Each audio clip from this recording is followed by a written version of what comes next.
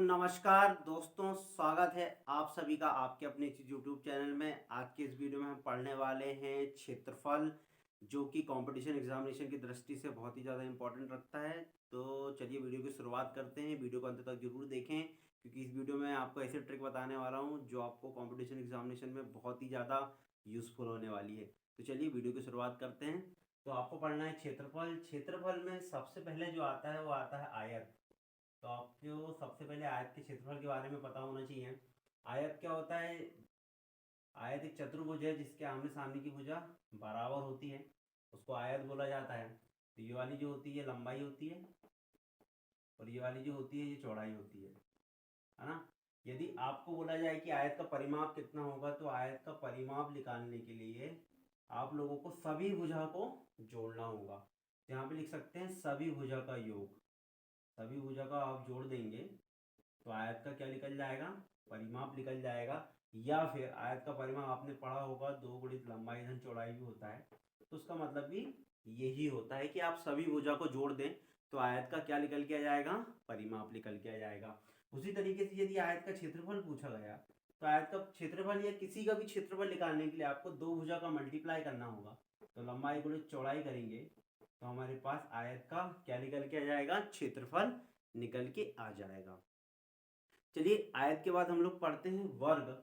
वर्ग किसे बोलते हैं? तो वर्ग एक ऐसा चतुर्भुज है जिसकी सारी भुजा आपस में कैसी होती हैं?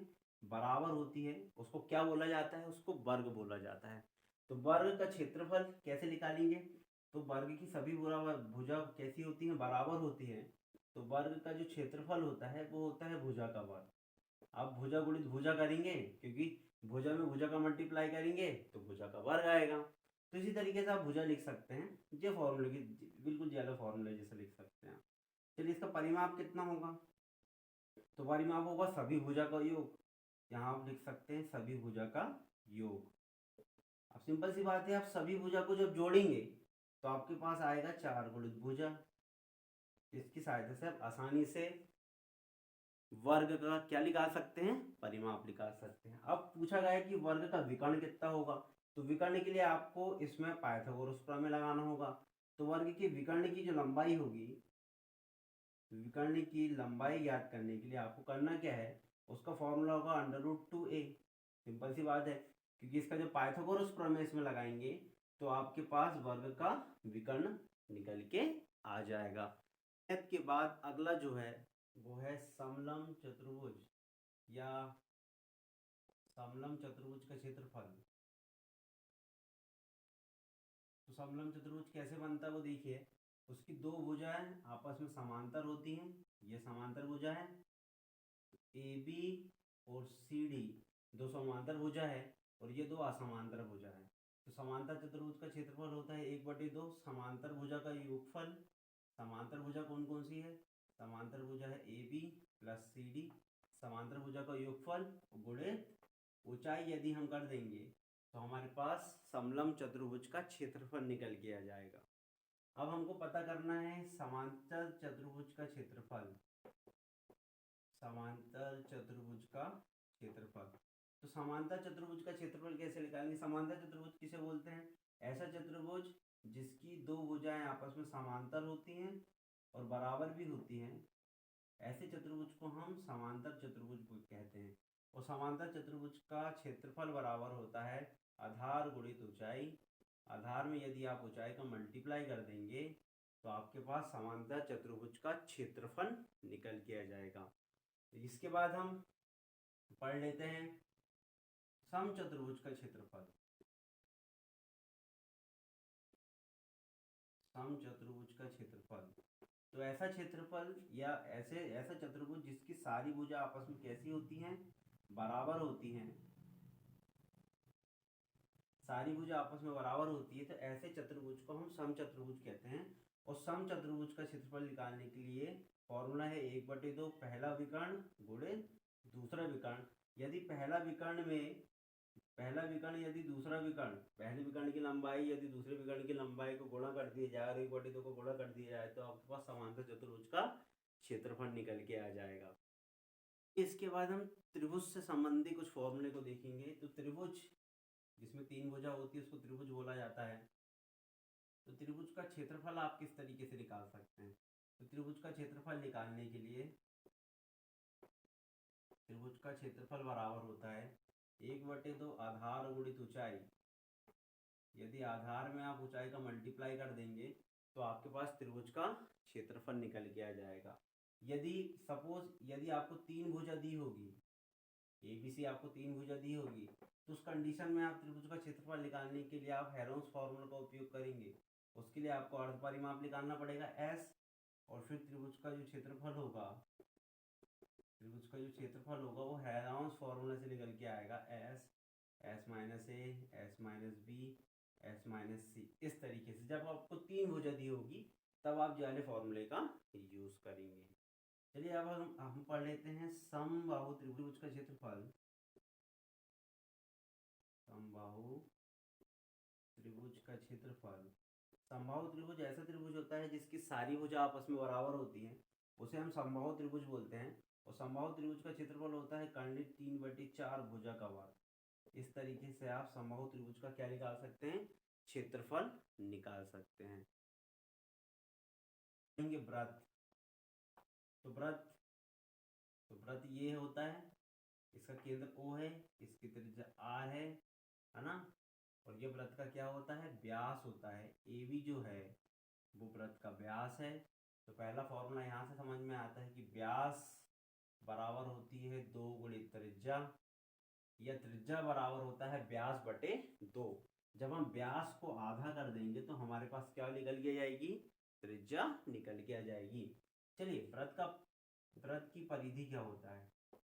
व्रत की परिधि मतलब ये कहलाती है इसकी लंबाई कितनी होगी, इसकी लंबाई ही व्रत की परिधि कहलाती है। व्रत की परिधि बराबर होता है 2πr, व्रत की परिधि होती है। तो व्रत का क्षेत्रफल क्या होगा? तो व्रत का क्षेत्रफल जो होता है वो होता है πr का वर्ग, जहाँ पे पाई का मान होता है 22/7, या फिर पाई बराबर होता है 3.14। इसको रख के आप व्रत का क्या निकाल सकते हैं? क्षेत्रफल निकाल सकते हैं। उसी प्रकार अर्धव्रत के क्षेत्रफल में आपको आधा करना होगा, तो आपके पास अर्धव्रत का क्षेत्रफल निकल के आ जाएगा। चलिए अब देख लेते हैं आगे। हमको पढ़ना है त्रिज्या खंड का क्षेत्रफल।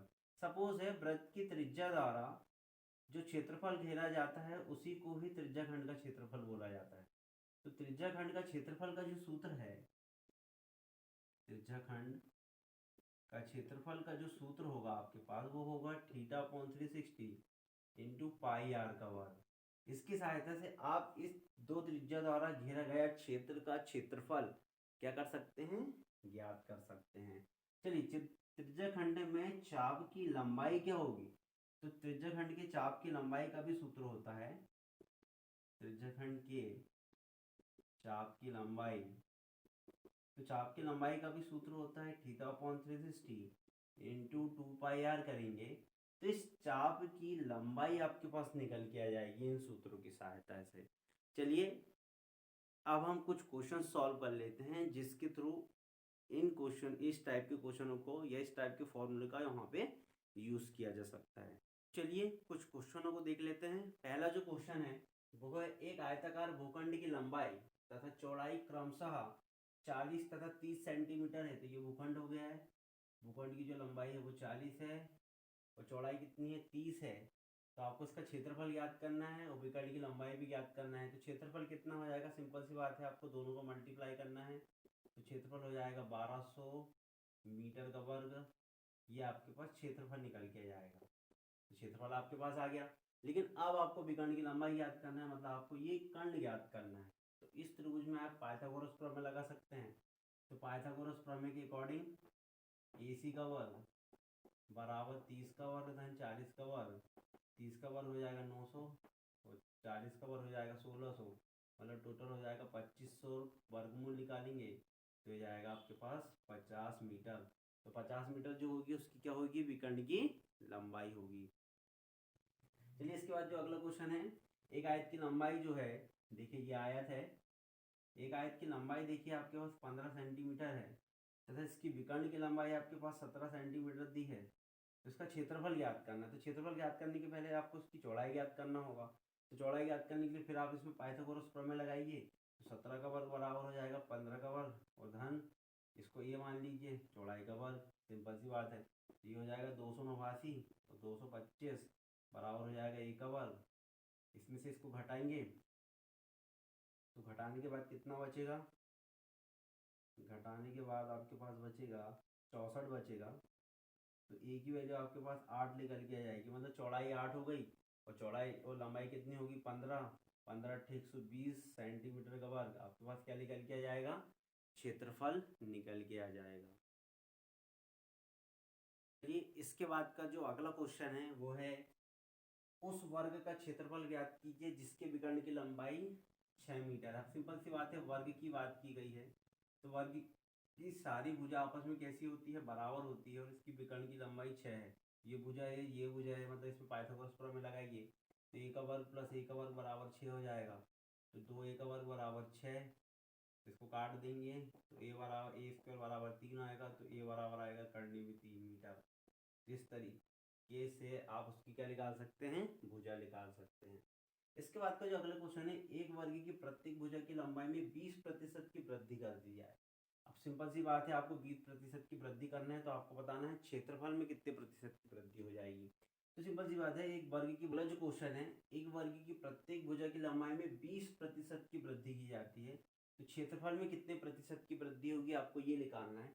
तो सिंपल सी बात है, एक वर्ग की भुजा हम मान लेते हैं 100 है, कोई भी भुजा 100 पहले से ही होती है। अब उसमें वृद्धि करेंगे तो 120 की हो जाएगी, 120 मतलब हम लोग उसको 12 मान सकते हैं। अब भुजा का वर्ग करेंगे तो भुजा का वर्ग कितना होता है, 12 का वर्ग करेंगे तो 144 आ रहा है। ये 100 से कितना ज़्यादा दिख रहा है, ये 100 से कितना ज़्यादा दिख रहा है, 44 ज़्यादा दिख रहा है, तो उसमें 44% की क्या हो जाएगी, वृद्धि हो जाएगी। और इस तरीके से आप उसका आंसर फाइंड कर सकते हैं।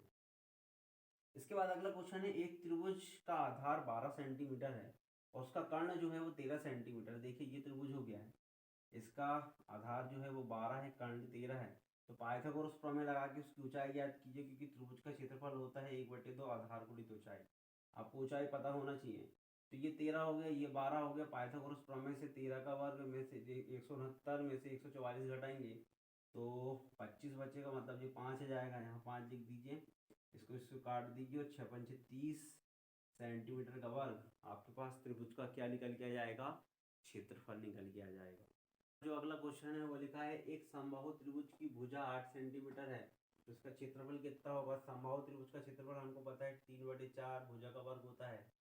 3/4 और भुजा है 8 तो 8 का वर्ग कर देंगे, 3/4 गुणित हो जाएगा 8 8 64, 4 से काट देंगे, 4 कम 4 4 6 24, तो आपके पास आएगा 16 करने में 3 सेंटीमीटर का वर्ग जो होगा वो इसका क्या होगा, आंसर होगा।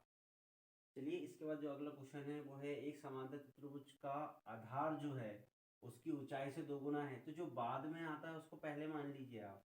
तो ऊंचाई को मान लीजिए सबसे पहले आप x, सिंपल सी बात है, उसका आधार जो हो जाएगा वो हो जाएगा 2x, सिंपल सी बात है। उसका क्षेत्रफल दिया है तो क्षेत्रफल आधार गुणित ऊंचाई होता है, तो 2x गुणित x बराबर लिख लीजिए 72। तो 2x का वर्ग बराबर 2 का भाग देंगे तो हो जाएगा 36, और भाग देने के बाद भुजा और वर्गमूल निकालने के बाद भुजा आपके पास आ जाएगी 6 सेंटीमीटर। तो उसकी ऊंचाई हो जाएगी 6 और आधार हो जाएगा 6 दूनी 12, और ये आपके पास आपका क्या होगा, आंसर होगा। यदि आप हमारे चैनल पर नए हैं तो चैनल को सब्सक्राइब कर लीजिए, वीडियो को लाइक कीजिए। धन्यवाद।